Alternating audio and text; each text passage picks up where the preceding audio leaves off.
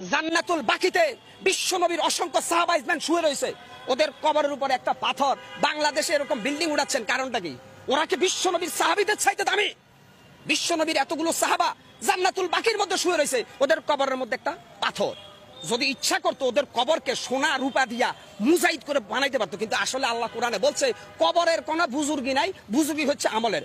আল্লাহ পাক কোরআনে স্পষ্ট বলছে মহাসমুদ্রের ভিতরে সাঁতার না জানা ব্যক্তি যেমন অসহায়, ঠিক কবরে যে ব্যক্তি শুয়ে গেছে সে যত বড় আল্লাহর ওলি হোক সে তেমনই অসহায়।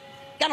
হাসরের ময়দান আল্লাহ কোরআনে স্পষ্ট বলছে আমাদের নবী মুহাম্মদ সাল্লাল্লাহু আলাইহি সাল্লাম ছাড়া প্রত্যেকটা নবী বলবে ইয়া নাফসি ইয়া নাফসি। তাহলে এই ভণ্ডদেরকে ওদের বাবা বা ওলিরা কিভাবে জান্নাতে নেবে? এই বেটা গাঁজাখোর, বেটা বদমাইশ, কোরআন নাই, হাদিস নাই, ফরকালের চিন্তা নাই, আইসাই কয় আমরা মাজারের ভক্ত। ওলি তোমরা মাজার ভক্ত, মাজার পূজারী, অলিদের ভক্ত না। তোমরা শাহজালাল, শাহপরান, আব্দুল কাদের জিলানের অনুসারী না, তোমরা শয়তানের অনুসারী।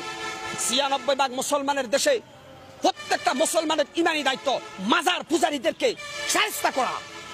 এত করে যদি আমরা মারা যাই আমরা শহীদ আর ওরা আবু জেহেল। আজকে অত্যন্ত কষ্ট লাগে ভাই, অত্যন্ত দুঃখ লাগে।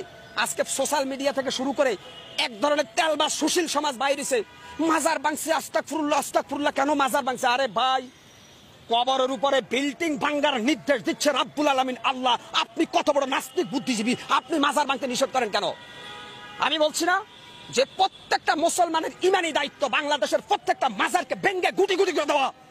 এখানে উগ্রবাদের গন্ধ পাও, মৌলবাদের গন্ধ পাও, তাহলে আল্লাহর কোরআন নিয়ে বসো। এই মাজার পূজারীরা আসো, আমি বসবো তোমাদের সাথে। যদি কোরআনে জায়েজ দেখাইতে পারো মাজার, আজ থেকে আমিও কোনো মাজারের অনুসারী হব। অতএব তোমাদের এই ভণ্ডামি, তোমাদের এই ধান্দাবাজির বিরুদ্ধে কথা বলছিল বাংলাদেশের হাক্কানি আলেম ওলামা। তোমরা তাদেরকে আবু জেহেল বলছিলা। অর্থাৎ এজিদ যখন হাসান হুসাইনকে যখন এজিদের বাচ্চারা হত্যার ষড়যন্ত্র করে, তখন অনেক নামদারি আলেম ছিল, এরা জালেম। আজকে অত্যন্ত কষ্ট লাগে ভাই। আমি মনে করি আল্লাহর কসম খাইয়া বলতে পারি আমার ভাগ্য পরিবর্তনের মালিক একমাত্র আল্লাহ। কোন পীর, কোন বাবা, কোন আউলি আমার ভাগ্যের ভালো বা মন্দ কোনোটাই করতে পারবে না। আমরা একটা পাকা চুলকে বাঁকা করতে পারবে না কোনো অলিমিয়া। আমরা অলিদেরকে সম্মান করি কেন? তারা আমাদের জন্য ইসলামের সংবিধানকে রেখে গেছে, এই জন্য আমরা অলিদের সম্মান করি। এখন মাজার বাংলা কি শাহজালালের ইতিহাস মুছা যাবে? শাহপরানের ইতিহাস মোছা যাবে? মাজারের সাথে শাহপরানের সম্পর্ক না, শাহপরান আর শাহজালালের সম্পর্ক আল্লাহর সাথে, আর মাজারের সাথে সম্পর্ক হচ্ছে খোদাদহী নাস্তিকদের। মিয়া, কেন আপনারা এখানে বারবার বলতেছেন অলিদের বিরুদ্ধে? শাহজালাল, শাহপরান, ৩৬০ জন যে অলি আসছে প্রত্যেকের সম্পর্ক ছিল আল্লাহর সাথে।